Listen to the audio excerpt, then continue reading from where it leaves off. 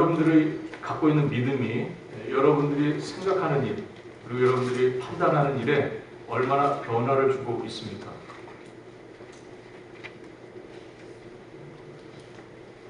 믿음 따로 생각 따로 입니까? 아니면 여러분들의 생각은 믿음을 따라하는 생각입니까?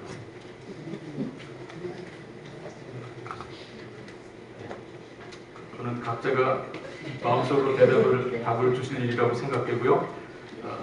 우리가 삶을 바꾸지 못하는 믿음, 우리가 생각을 바꾸지 못하는 믿음, 어떻게 생각하십니까?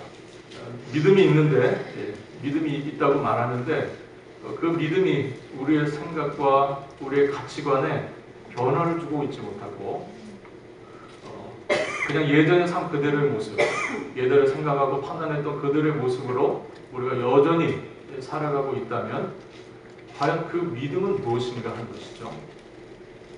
과연 우리가 그 믿음을 참된 믿음, 올바른 믿음이라고 할 수 있겠느냐 하는 겁니다. 우리가 로마서를 읽어보면 로마서에 대한 별명이 많이 있어요. 로마서를 우리가 복음의 대원장 이렇게 표현하기도 하고요. 기독교 신앙의 헌법, 기독교 신학의 심장, 복음의 진수 이런 표현들을 씁니다. 로마서를.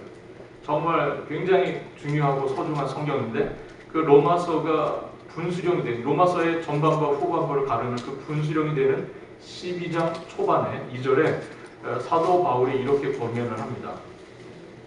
너희는 이 세대를 본받지 말고 오직 마음을 새롭게 함으로 변화를 받아 하나님의 선하시고 기뻐하시고 온전하신 뜻이 무엇인지 분별하도록 하라. 전반부 로마서 1장에서 11장까지 사도 바울은 예수 그리스도에 대한 우리의 믿음의 실체가 된 예수 그리스도에 대한 소개를 했습니다. 복음을 소개한 거죠. 그렇다면 그 복음을 믿는 그대들이 어떻게 살 것이냐는 문제를 이야기하는 겁니다. 너희는 이 세대를 본받지 말고 오직 마음을 새롭게 함으로 변화를 받아 하나님이 선하시고 기뻐하시고 온전하신 뜻이 무엇인지 분별하도록 하라.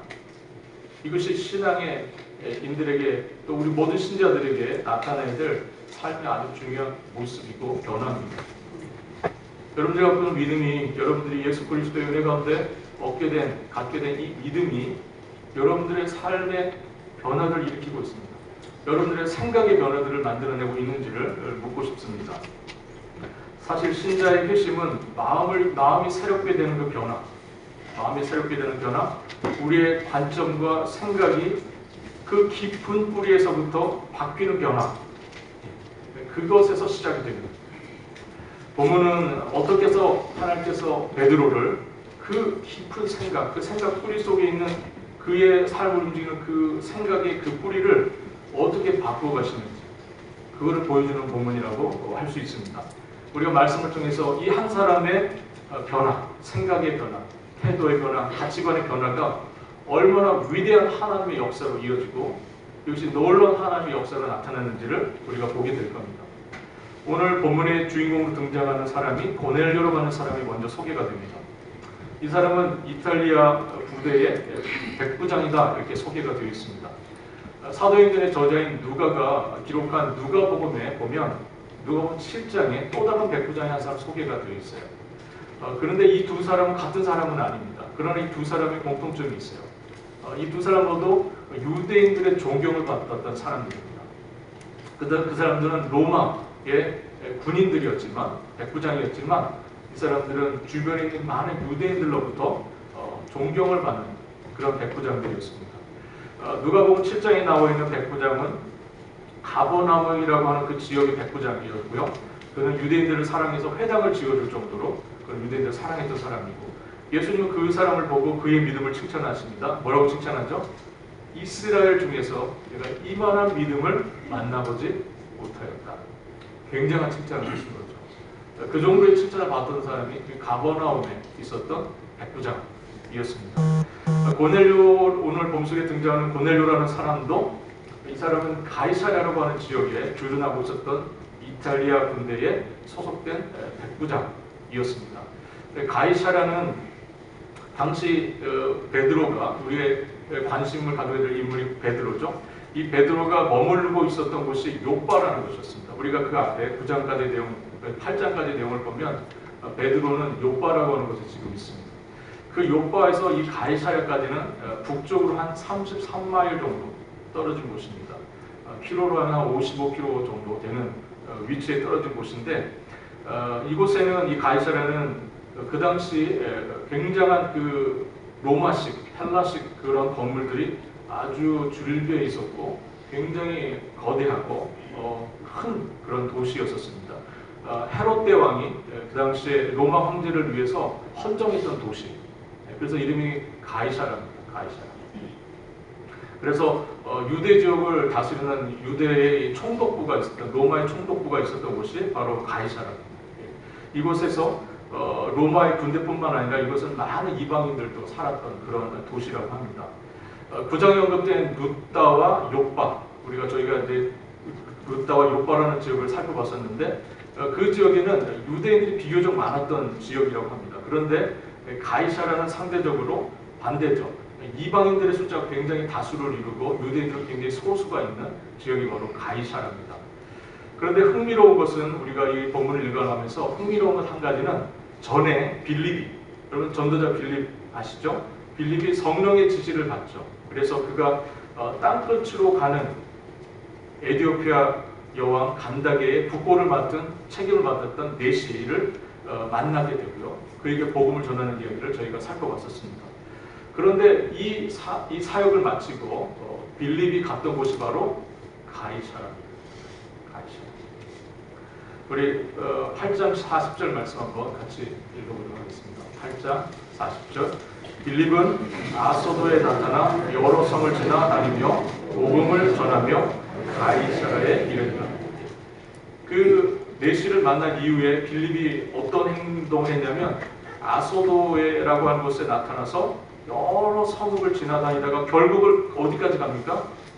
가이사라에 갔습니다. 그런데 그 가이사라에 지금 누가 살고 있는 거죠? 고넬료가 살고 있습니다. 이 상황을 굳이 성경이 기록한 이유가 있습니다. 이것은 어떤 의미에서 지난 주에도 제가 설명드린 것처럼 바둑에서 포석과 같은 겁니다. 포석. 하나님의 놀라운 포석이죠. 하나님께서 이 이후에 놀라운 이 복음의 역사를 이루시기 위해서 하나님께서 다 이렇게 포석을 하신 거예요.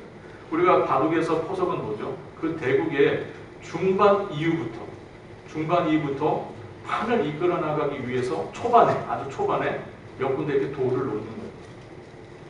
결국 그 포석을 잘하면 어떻게 되죠? 그 게임을 승리하게 돼요. 포석이 굉장히 중요해요. 잘 모릅니다. 그냥 넓은 판에 돌 띄엄띄엄 몇 개 두었기 때문에 이게 무슨 영향이 있을까 싶은 거죠. 그러나 여러분 바둑을 아시는 분들 아시겠지만 포석이 얼마나 중요한지 아시죠? 중반 이후에 게임을 풀어나가기 때 이 포석 굉장히 중요합니다. 여러분 지금 하나님께서 빌립이라고 하는 주님의 제자를 통해서 에티오피아로 가는 그 사람 네시를 만나서 복음을 전하고요. 이 빌립이 이후에 가이사라로 가서 있었다는 이야기가 8장 마지막, 그리고 9장에 와서는 우리가 아는 사울의 회심 이야기가 나왔고요. 그리고 10장에 와서 다시 가이사라의 이야기가 시작되면서 그곳에 있던 고넬료에 대한 이야기가 시작되고 있는 겁니다. 물론 빌립이 그곳에 가서 거주하고 있는 다수의 이방인들에게 본격적으로 복음을 전하는 것은 쉽지 않았을 겁니다. 다수가 이방인인 그 지역에 가서 빌립이 처음부터 복음 전하는 일 쉽지 않았을 거예요. 그러나 그럼에도 불구하고 하나님께서 놀라운 일을 하고 계신 거죠. 놀라운 시작. 오늘 하나님께서 사도 베드로가 이방인 고넬료를 만나게 하시는 이 일을 위한 준비로서의 포석, 그것으로서 빌립을 가이사라에 두셨다 하는 겁니다. 1절에 보니까 부대라고 하는 단어가 나오는데, 이것은 이제 보병 부대를 얘기하는 겁니다. 그 당시에 소속된 보병 부대의 그 군인의 숫자가 480명에서 한 600명 정도 됐다고 합니다. 이 부대라고 하는 스페리아라고 하는 이 부대 단위는 한 600명 정도 되는 그런 보병 부대를 얘기하는 겁니다. 이 부대는 분명히 고넬료 외에도 한 5명 정도의 백부장이 더 있었을 겁니다. 총지휘관을 우리가 천부장이라고 불렀을 것이고요. 따라서 고넬료는 대략 한 80명에서 한 100명 정도의 부하를 거느리고 있었던 그런 지휘관이었습니다. 그는 로마 시민권을 당연히 갖고 있었던 사람이었을 것이고요. 그럼에도 불구하고 그런 많은 유대인들에게 영향을 받아서 유대교 신앙에 대해서 매우 동정적인, 호의적인 그런 사람으로 소개가 됩니다. 2절에 보면 이 백부장 고넬료가 온 가족으로 더불어 하나님을 경외하는 그런 경건한 사람이라고 소개가 되고 있습니다. 그의 경건은 성실하게 또 실천하는, 규칙적으로 실천하고 아주 성실하게 했던 구제와 규칙적인 기도 생활로 나타났습니다. 2절 말씀 한번 같이 읽어보도록 하겠습니다.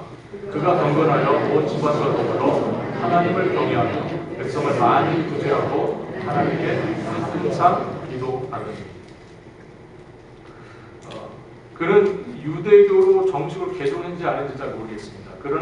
그럼에도 불구하고 그는 유대인들의 유대교의 그 경건 생활에 굉장히 마음을 쓰고 있는 사람이고 그렇게 경건한 사람으로 소개가 되고 있습니다. 당시에 유대인들은 하루에 3번 정도 기도 생활을 했다고 합니다. 오전 9시, 그리고 정오, 그리고 오후 3시. 3시간 간격으로 아침과 점심과 저녁에 기도 생활을 했다고 하는데 이 당시의 기도 생활의 습관을 따라서 이 고넬료도 기도 생활을 했던 것 같습니다. 오늘 본문 3절 한번 같이 읽어보도록 하겠습니다. 3절입니다. 하루는 제9시쯤 되어 한창 중에 밝기 오매 하나님의 사자가 들어와 이르되 고넬료야 하니. 여기 3절에 제9시라고 되어 있는 것은 오후 3시를 얘기하는 겁니다. 오후 3시. 저녁 번제를 드리기 시작하는 그 시간에 하는 기도 시간, 오후 3시쯤 되어 있는 시간입니다. 많은 사람들이 이 오후 3시 하는 이 저녁 시간의 기도 시간에 많이 기도에 참여하는 그런 일들이 있었습니다. 우리가 사도행전 3장을 참고해 보면 요한과 베드로와 요한이 이 시간에 기도하러 예루살렘 성전에 올라갔다고 이렇게 기록을 합니다. 그리고 그 과정에서 우리가 또 놀라운 기적을 하는 그런 사건을 저희가 볼 수 있습니다. 많은 사도들 그리고 많은 유대인들이 그 시간에 3시에 저녁 기도에 많이 이렇게 참여를 했던 것 같습니다. 고넬료도 역시 마찬가지로 자신의 규칙적인 기도 생활을 하고 있었던 것으로 보이고 3시가 되었을 때 그가 기도를 하고 있었습니다. 바로 그때에 환상이 나타났습니다. 환상 가운데 나타난 하나님의 사자, 즉 천사가 묻습니다. 그 고넬료야? 라고 묻죠. 그러자 그가 답하죠. 주여, 무슨 일입니까? 그러자 하나님의 사자가 그에게 이렇게 말합니다. 내 기도와 구제가 하나님 앞에 상달되어 기억하실 바가 되었으니 내가 지금 사람들을 욥바로 보내어 베드로라는 시몬을 청하라. 이렇게 지시를 합니다. 우리가 2절과 3절에 보면 고넬료의 기도 생활과 구제가 강조되는 것을 볼 수 있습니다.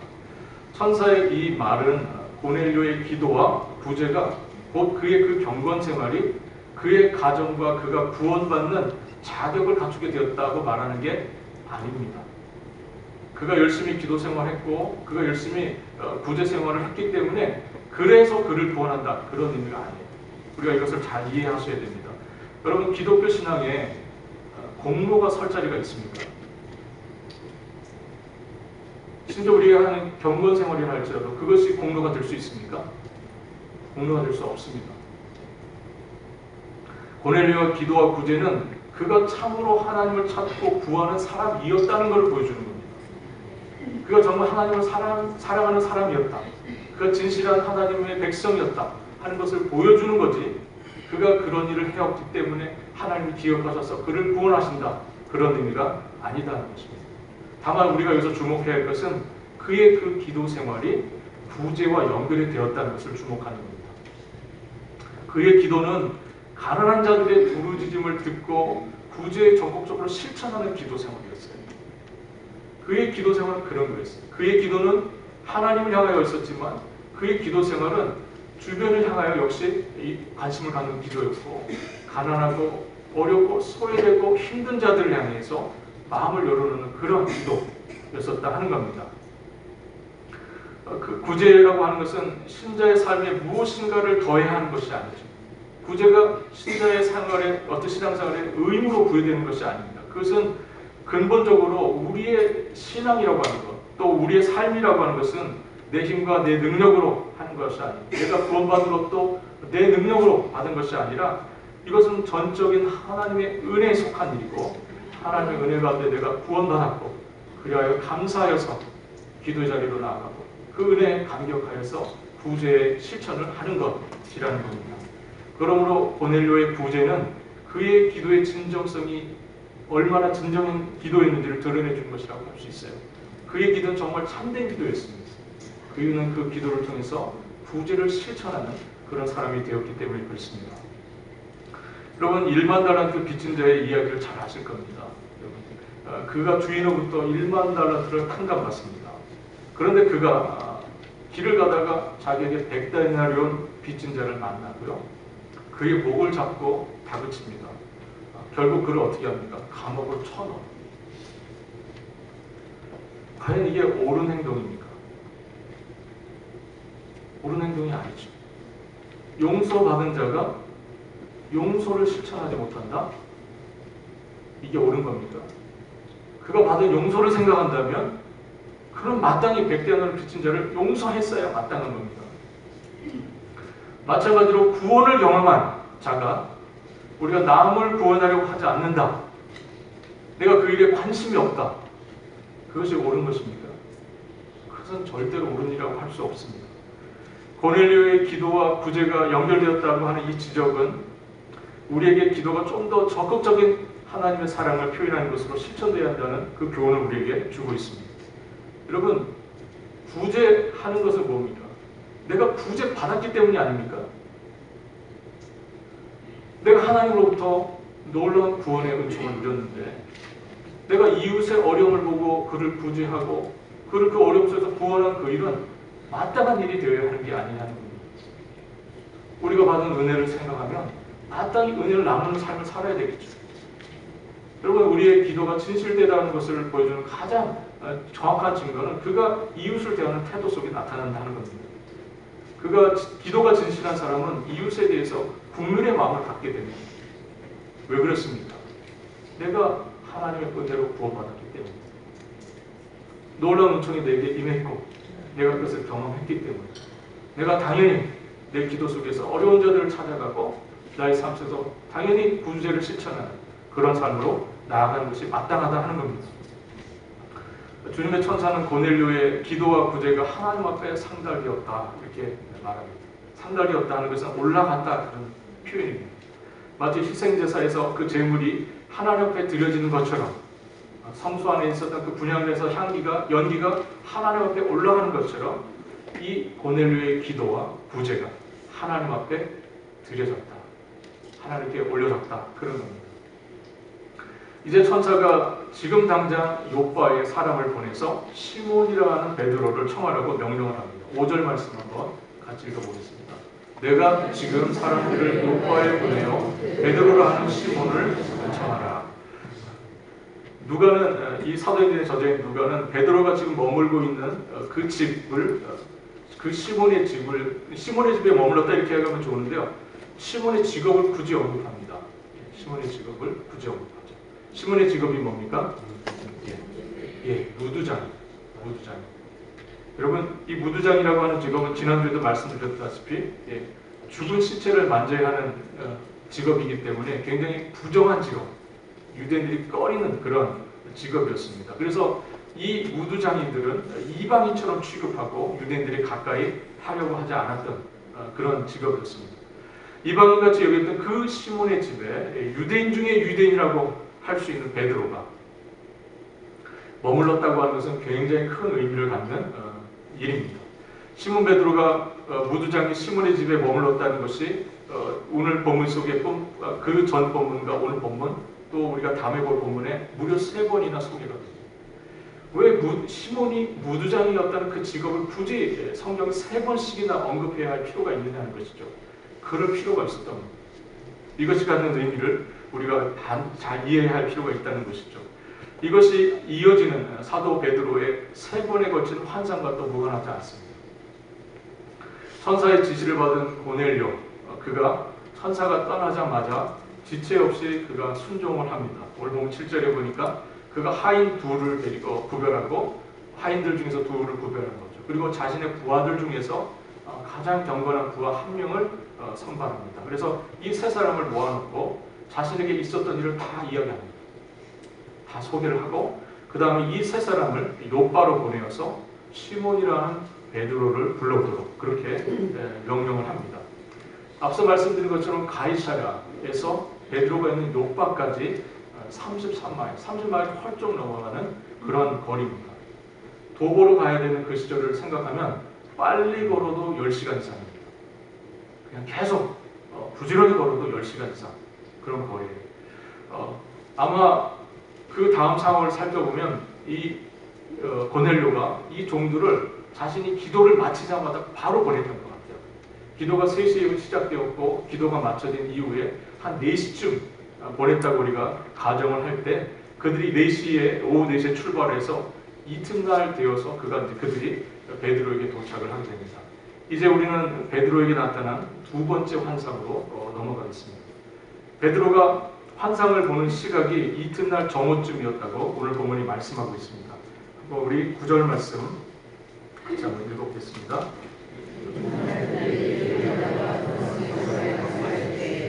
그때 베드로가 기도하려고 지붕 위에 올라가니 그 시각은 제6시더라. 제6시. 제6시라고 하는 것은 정오를 얘기하는 겁니다. 정오. 제9시는 몇 시라고요? 오후 3시. 그럼 제6시는 정오 12시쯤 되는 겁니다. 베드로가 지금 낮 기도 시간을 갖고 있는 것이죠. 그래서 그가 정오에 6시에 낮에 기도를 하고 있었습니다. 그런데 고넬료가 보냈던 사람들이 베드로에 머물고 있었던 그 요바에 도착을 한 겁니다.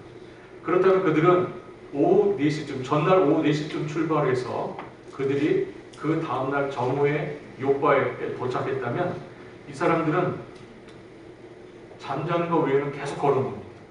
시간적으로. 10시간 이상을 걸어야 했기 때문에 잠자는 것 외에는 이 사람들은 아주 부지런히 계속해서 걸음을 걸었던 겁니다. 베드로의 기도 시간이 시작되는데 베드로가 그 기도 중에 환상을 보게 됩니다.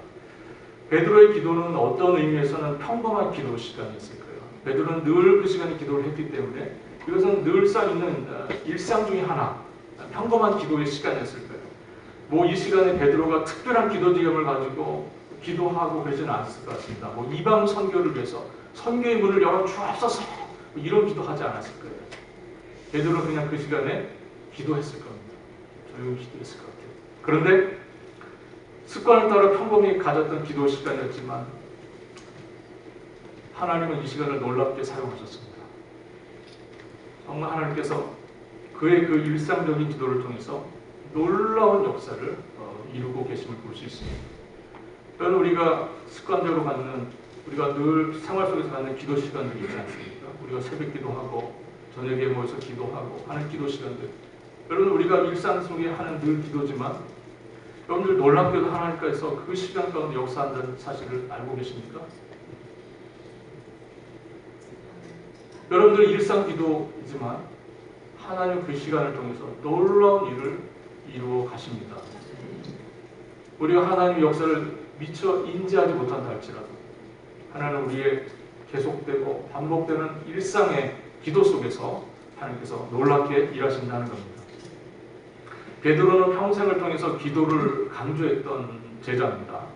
그가 세상을 떠나서 이제 주님 앞으로 갈 날이 멀지 않았을 때 기록한 성경 베드로 전서를 우리가 참고해 보면 그가 이러한 이야기를 거기서 그 말씀 속에 권면합니다. 만물의 마지막이 가까웠으니 정신을 차리고 근신하여 기도하자. 여기서 사도 베드로가 그 당시 그리스도인들에게 그의 노년에 말년에 그가 보냈던 편지 속에 주었던 권면입니다. 만물의 마지막이 가까웠으니 정신을 차리고 근신하여 기도하자. 이 권면은 오늘 저와 여러분들에게도 해당되는 권면이 아니겠습니까? 정신 차리고 기도해야 됩니다. 근신하며 기도해야 합니다. 정말 기도를 할 때입니다. 기도하시기 바랍니다. 정말 기도하시길 바랍니다. 깨어 기도하셔야 됩니다.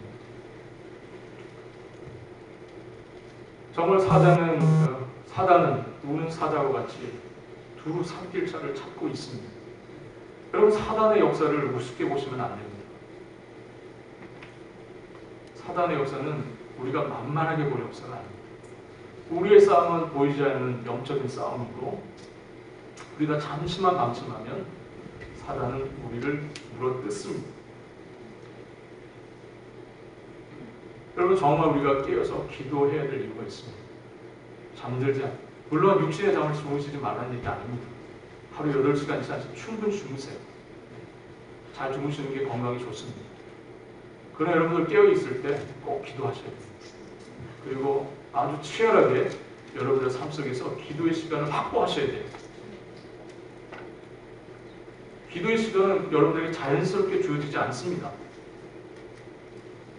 기도의 시간은 여러분들이 치열하게 확보하셔야 돼요. 만들어야 됩니다. 구별해야 됩니다. 그래야만 우리가 기도의 시간을 가질 수 있습니다. 그렇게 안 하면요, 기도 생활 안 됩니다. 여러분, 사단이 그냥 쉽게 기도하라고 우리에게 상황을 내줄 것 같습니까? 어떻게든지 방해하려고 하겠죠. 그렇기 때문에 기도의 시간을 갖는 것은 영적인 싸움입니다. 치열한 싸움이에요. 여러분들 정말 깨어서 근신하여 기도하자는 이 사도 베드로의 권면에 귀를 기울이실 수 있기를 바랍니다. 그가 기도 중에 내 모서리에 메어지는 큰 보자기가 내려오는 것을 보게 되고요. 거기에 각종 네벌 같은 짐승과 기는 것과 공중에 나는 것들이 담겨져 있는 것을 베드로가 보게 됩니다. 그 보자기가 담겨져 있던 그 짐승들을 구체적으로 무엇인지 알 수는 없지만, 우리가 신명기와 레위기에 있는 말씀들을 참고해 볼 때 거기에는 분명히 유대인으로서 먹을 수 없는 짐승들과 먹을 수 없는 부정한 짐승들이 구별 없이 막 뒤섞여져 있었던 것 같습니다. 구약에서 부정한 음식과 정한 음식, 이 구별은 하나님의 백성인 유대인들, 이스라엘 백성들에게 있어서 부정한 이방인과 구별하는 중요한 규정이었습니다. 유대인들은 이방인들이 먹는 거 안 먹었습니다. 그렇게 하여 자신들이 하나님 백성임을 구별하는 음식법을 그들이 고수하고 있었습니다. 이스라엘 백성들은 이방인들이 먹는 부정한 음식을 먹지 않고 멀리함으로 자신들이 하나님의 정결한 백성임을 늘 보여주어야 했었습니다. 그러나 부정한 음식과 정결한 음식의 구분은 우리가 성경 전체의 역사를 볼 때 이것은 그 시절에 그때에 주어졌던 일시적인 조치에 불과한 겁니다. 이 구분, 부정한 음식과 우리가 정결한 음식의 이 구분, 이것을 철폐하는 것, 이것을 없애는 것은 누가 하셨습니까? 그렇죠. 우리 주 예수 그리스도께서 이 땅에 오셔서 구원 사역을 시작하면서 이 구분을 하나님께서 없애주셨습니다. 예수님은 부정한 나병 환자를 만지셨죠? 유대인들은 절대로 나병 환자 만지지 않습니다. 근데 예수님 오셔서 뭐 하셨어요?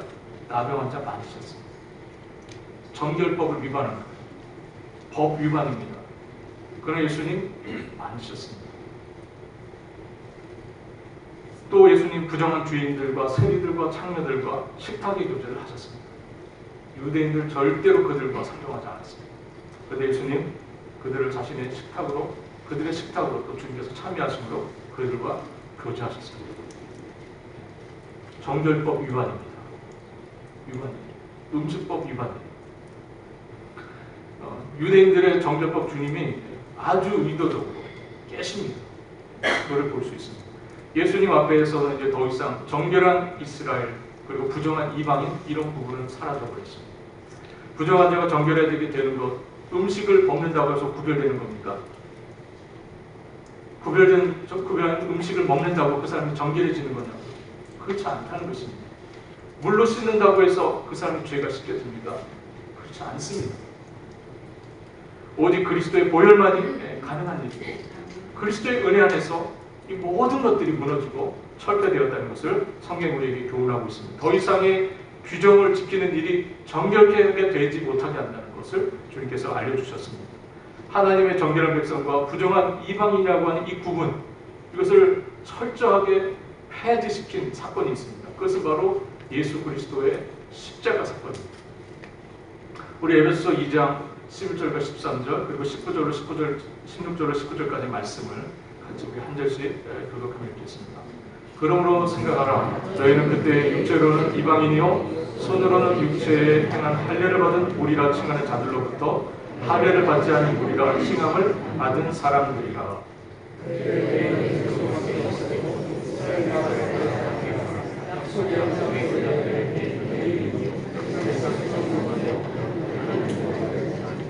이제는 전에 멀리 있던 너희가 그리스도 예수 안에서 그리스도의 피로 가까워졌느니라.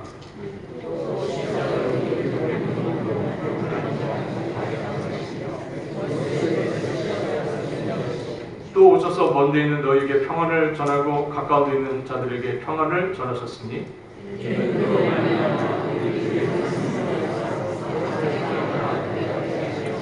읽겠습니다. 그러므로 이제부터 너희는 외인도 아니요 나그네도 아니요 오직 성도들과 동일한 시민이요 하나님의 권속이라.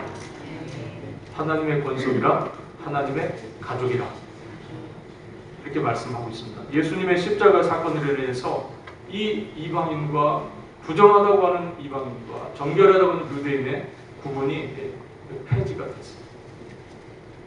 복음이 사방 세계 끝으로 나가지 못하도록 막았던 것이 이것이었어요.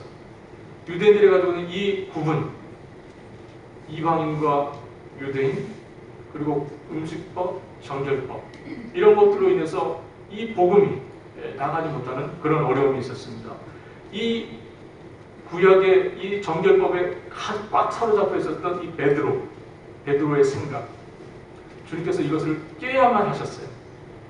이것이 깨어져야 복음이 이방 사회로 흘러갈 수 있었기 때문에 이 유대인들의 이 생각, 정말 철옹성같이 오랜 수세기, 수백 년을 가지고 있었던 이 생각을 우리 주님께서 깨시는 일을 지금 베드로를 통해서 하고 계신 겁니다. 베드로가 본 환상은 이방인에게와의 관련된 사건임이 분명합니다. 그러나 베드로는 아직까지 이것을 잘 이해하지 못하고 있었어요. 만일 그가 깨달았으면 이 일로 인해서, 이 환상으로 인해서, 본 것으로 인해서 고민하지 않았을 겁니다. 17장 상반절에 보면 베드로가 본 바 환상이 무슨 뜻인지 속으로 의아해했다고 했어요. 그것을 봤지만 그것이 무슨 뜻인지 잘 이해하지 못했습니다. 의아해했어요. 왜 하나님께서 이런 환상을 자신에게 보여주시는지 의아해했습니다. 우리는 다 알고 있죠. 왜 하나님께서 이 환상을 베드로에게 보여주시는지 우리는 다 알고 있습니다. 그러나 베드로만 모르고 있어요. 베드로가 환상을 보고 고민했고 있을 때에 마침 그 요파 베드로가 있었던 그 집에 사람들이 도착합니다. 17절 하반절에 마침 고넬료가 보낸 사람들이 시몬의 집을 찾아 문 밖에 섰다 이렇게 되어 있습니다. 사람들이 무두장이 시몬의 집 대문 앞에 서서 이곳에 혹시 베드로라고 하는 시몬이 사냐고 묻고 있을 때에 그때 마침 베드로가 여전히 본 환상에 대해서 골몰하고 있는 상황입니다. 도대체 이게 무슨 뜻인가 하고 있었을 그때요. 그때 성령께서 베드로에게 말씀하십니다. 19절 20절 말씀입니다. 베드로가 그 환상에 대하여 생각할 때에 성령께서 그에게 말씀하시되 두 사람이 너를 찾으니 일어나 내려가 의심하지 말고 함께 가라. 내가 그들을 보내옵니다. 누가 말씀하셨습니까? 성령께서 말씀하셨습니다. 성령께서 말씀하셨기 때문에 베드로는 더 이상 의심할 여지가 없었습니다. 더 이상 의심할 여지가 없었어요. 여기 본문 속에 의심하지 말고라고 표현된 이 단어는 또 이런 뜻으로도 번역할 수 있는 뜻입니다. 구별하지 말고 그런 뜻입니다. 의심하지 말고 이건 또 구별하지 말고 그런 뜻입니다. 이 성령의 말씀에 베드로가 즉각 순종을 하고요. 베드로가 내려가서 자신이 그대들이 찾는 자라고 바로 그 사람이라고 자신을 소개합니다. 그리고 무슨 일로 왔냐고 묻습니다. 그러자 그들이 자신들을 보낸 백부장, 자신들의 주인인 백부장에 대해서 한참 소개를 합니다. 그가 얼마나 의로운 사람이고 경건한 사람인지를 소개하면서 우리의 백부장이 베드로 당신을 부르도록 청했다. 그것을 누가 말했냐면 거룩한 주의 천사가 그것을 지시하여 주었기 때문에 우리 주인이 그대를 부르고 있다. 그렇게 답을 합니다. 22절 말씀 한번 같이 읽어보도록 하겠습니다. 22절 그들이 대답하되 백제장 고넬료는 의인이요 하나님을 경외하는 사람이라. 유다 온 동족이 칭찬하더니 그가 거룩한 천사의 계시를 받아 당신을 그 집으로 청하여 말을 들으려 하는가. 여러분, 베드로에게 나타난 주의 사자, 고넬료에게 나타난 주의 사자. 여러분, 사실 베드로와 고넬료로 간 사람이 만날 일이 있는 사람입니다. 이 사람들은 만날 일이 없는 사람입니다. 누가 이 두 사람을 만나게 하십니까? 사실은 만나서도 안 되는 사람들입니다. 그 당시에 사회적 상황, 여러 유대인들의 관습, 문화 이런 걸 다 생각해보면 사실은 만나서도 안 되는 사람입니다. 오히려 피하고 멀리질 사람입니다. 그런데 주의 성령께서, 주님께서 이 두 사람의 만남을 이루어 주십니다. 지중해의 한 작은 도시에서 인류 역사상 가장 아름다운 만남. 지중해 어느 곳인지 알 수 없는 그 조그마한 한 동네에서 인류 역사상 가장 아름다운 동거가 이루어지게 된 겁니다. 생명구주의 예수의 제자, 갈릴리 출신의 유대인 베드로와 이방인 백부장 고넬료가 보낸 이 세 사람이 한 곳에서 만나 유숙하였다 하는 이 기록은 아주 짧은 기록이지만 이 기록에 담긴 의미는 정말 놀랍습니다. 어떻게 이런 일이 가능할 수 있을까? 인간의 상식과 인간의 가치관으로는 도저히 있을 수 없는 일이 그 순간에 일어났던 것입니다. 성령의 역사시죠. 우리 주님의 역사. 여러분, 우리가 정말 만나기 힘든 관계들이 있지 않습니까? 우리가 모두가 다 편한 관계는 아니시죠? 다 편하십니까?